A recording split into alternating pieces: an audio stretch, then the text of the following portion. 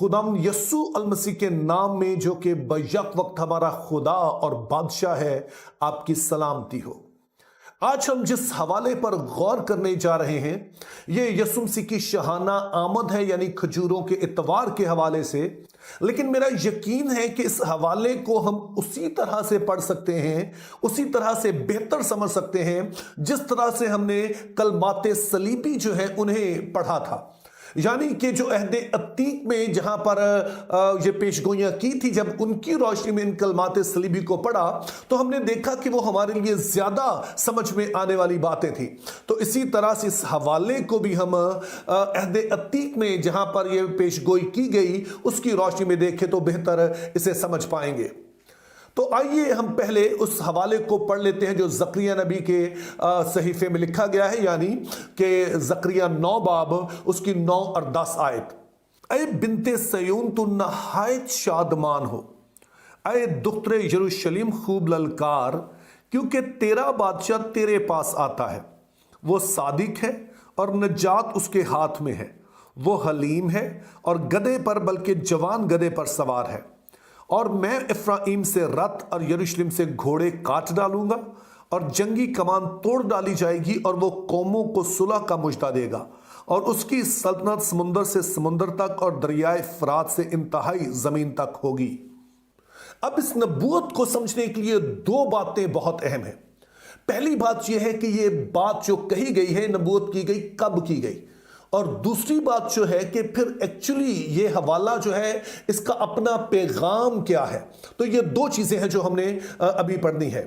अब हमने याद रखना है कि बनी इसराइल की जो तारीख है वो कई हिस्सों पर मुश्तमिल है। सबसे पहला जो उनकी जिंदगी का बाहसियत कौम जो तजुर्बा है, जब वो मिस्र में गए और वहां पर वो गुलाम बनकर रहे। उसके बाद का जो दूसरा मरहला है कि खुदा उन्हें निकालता है और उनके साथ अहद बांधता है। तीसरा मरहला आता है जब बियाबान में वो सफर करते हुए मुल्क मौदा तक पहुंचते हैं। चौथा है जब मुल्क मौदा पर वो कब्जा कर लेते हैं और उसके बाद वहां पर बस जाते हैं। और फिर उसके बाद है कि काजी कुछ अरसा तक उन पर हुक्मरानी करते हैं। उसके बाद बादशाहत आ जाती है और बादशाह जो है उन पर हुक्मरानी करते हैं। और हम देखते हैं कि जब सुलेमान और दाऊद का दौर है तो ये वो टाइम है जब एक ये जबरदस्त कौम के तौर पर वर्ल्ड स्टेज पर जो है ये नमूदार होते हैं। लेकिन स्टोरी उसके बाद बदलती है। ये खुदा के अहद को तोड़ते रहते हैं और अहद ही की शर्त के मुताबिक खुदा इन्हें असीरी में भेज देता है। और उसके बाद का जो वाकया है कि ये असीरी से वापस आते हैं, और ये वो हिस्सा था जहां पर आकर पुराना अहदनामा खत्म होता है। और जो अभी नबूवत की गई है वो भी इस आखिरी हिस्से में की गई कि जब ये असीरी से वापस आते हैं, आके दोबारा से अपने मुल्क को जो है वो आबाद करते हैं। अब जो गुलामी थी वो इनके लिए आसान नहीं थी, जो मिस्र में इनकी गुलामी थी, लेकिन असीरी उससे कहीं बदतर थी। उसकी वजह यह थी कि जब ये मिस्र में थे तो वहां पर तो इन्होंने कोई अच्छा वक्त देखा ही नहीं था। वहां तो ये एक गए खानदान के तौर पे बढ़े और फिर आहिस्ता आहिस्ता उसी कल्चर में रहना शुरू हो गए और उसी में गुलाम भी बन गए। तो वो अरूज इन्होंने नहीं देखा था। लेकिन जब ये असीरी में गए तो उससे पहले ये अरूज का तजुर्बा कर चुके थे। ये इन्होंने देखा था कि एक कौम होना, एक कौम का फख्र क्या होता है।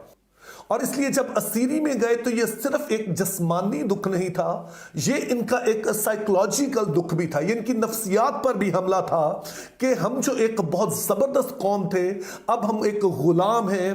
तो जब ये वापस आए तो इस उम्मीद के साथ कि अब जब हम आएंगे तो दोबारा से हम एक कौम बनेंगे, एक ऐसी कौम जिसका वो पुराना फख्र जो है वो दोबारा से बहाल हो जाएगा। अब ये वो दौर था जब जकरिया नबी नबूवत करता है, और वो उसका सारा जोर इस बात पर है कि हम हैकल बनाएं, चूंकि खुदावंद जो है वो हमें बहाल करेगा।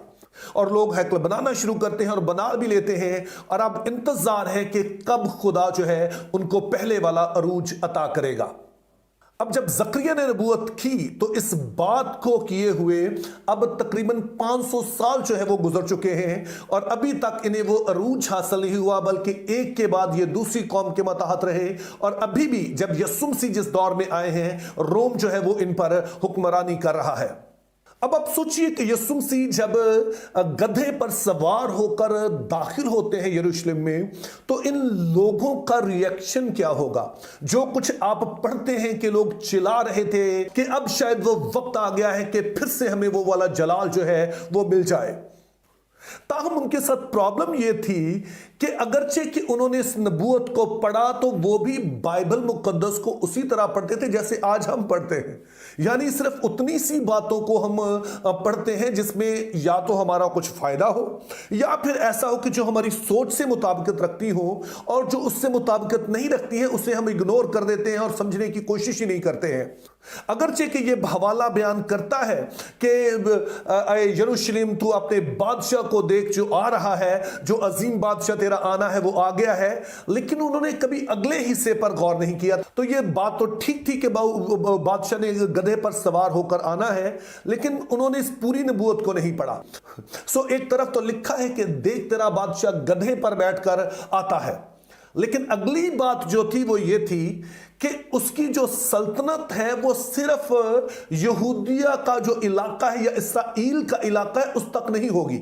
सो वो जो बादशाह अब आ रहा है वो पूरी दुनिया पर बादशाही करने आ रहा है। उसकी जो सल्तनत है, उसका जो राज है वो समुंदर से समुंदर तक, सो एक कोने से दूसरे कोने तक जो उनकी ज्योग्राफी थी उसके मुताबिक पूरी जमीन पर होगा। सो अब के जब ये बादशाह आएगा तो ये सिंपली एक छोटे से इलाके और एक कौम पर बादशाही करने नहीं आ रहा है। सो इस बात को उन्होंने इग्नोर कर दिया। दूसरे नंबर पर कि वो कोई तलवार और भाला और घोड़े और रथ लेकर नहीं आ रहा है, बल्कि लिखा है कि वो कौमों को सुलह का मुजदा देगा। सो उसका जो पैगाम होगा, जो लोग उसकी बादशाही में आएंगे वो सुलह के पैगाम की वजह से आएंगे। चूंकि आपने पढ़ा कि वो कहता है कि वो हर तरह का जो जंगी हथियार है वो अपनी सल्तनत से दूर कर देगा। इसीलिए वो किसी जंगी घोड़े पर बैठकर नहीं आ रहा है, बल्कि वो गधे पर सवार होकर आ रहा है।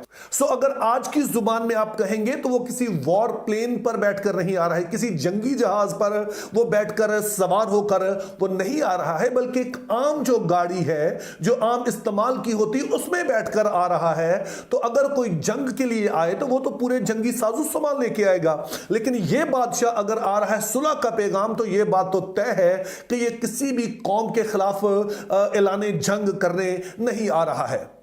लेकिन जैसे मैंने कहा कि उन्होंने इस बात को पूरी तरह से जो है वो इग्नोर कर दिया, और जब उन्हें पता चला कि ये तो वैसा कुछ भी नहीं कर रहा है, तो इसी भीड़ में से बहुत सारे लोग थे जो चिल्ला कर कह रहे थे कि इसे सलीब दे। सो चंद दिन पहले जो कि इसके हक में नारे लगा रहे थे, जब ये वैसा साबित नहीं हुआ तो वो इसी के खिलाफ नारे लगा रहे थे।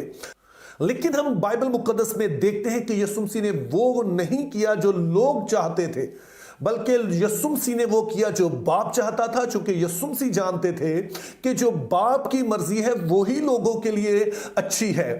और अभी भी जब वो सारा कुछ वैसा ही कह रहे हैं, तो यीशु मसीह उनकी बातों के मुताबिक नहीं चलेंगे, बल्कि जो नबूवत ये कहती है उसके मुताबिक कि वो सिर्फ एक छोटे इलाके पर बादशाही नहीं करेंगे, बल्कि वो इंतजाम करेंगे कि पूरी दुनिया से लोग उसकी बादशाही में आए। और जरा सोचिए कि ये नबूवत किस तरह से पूरी हुई है।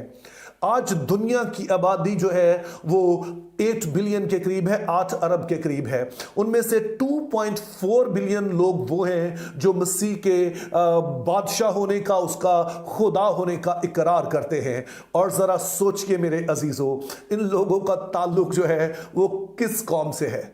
इनका ताल्लुक सिर्फ यहूदी कौम से नहीं है, इनका ताल्लुक जो है हर कौम और कबीले से है, और उसकी बादशाही दुनिया के कोने कोने तक पहुंची हुई है। चाहे वो न्यूजीलैंड हो जो दुनिया के एक कोने में है, या फिर आप दूसरे कोने में चले जाइए जहां पर अमेरिका है, वहां चले जाइए। चाहे आप जो है वो साउथ की तरफ चले जाएं जहां पर साउथ अफ्रीका है, या फिर आप नॉर्थ की तरफ चले जाएं जहां पर स्वीडन और डेनमार्क और ये सारे ग्रीनलैंड और ये सारे ममालिक जो हैं ये पाए जाते हैं, तो आप देखेंगे कि उसकी बादशाही जो है वो समुंदर से समुंदर तक और जमीन के एक कोने से दूसरे कोने तक है। इसमें हमारे लिए भी सबक है। बहुत दफा हम मसीह को अपनी सोच के मुताबिक ढालना चाहते हैं। नहीं मेरे अजीजों, वो हमारी सोच के मुताबिक नहीं ढलेगा, हमने उसके मुताबिक ढलना है। और जब हम ढलेंगे तो फिर हम खुद गर्जी की सोच नहीं रखेंगे, बल्कि हमारी सोच बाइबली होगी। और जब बाइबली सोच होगी तो फिर इसमें सिर्फ हमारा फायदा नहीं होगा, इस दुनिया का फायदा होगा।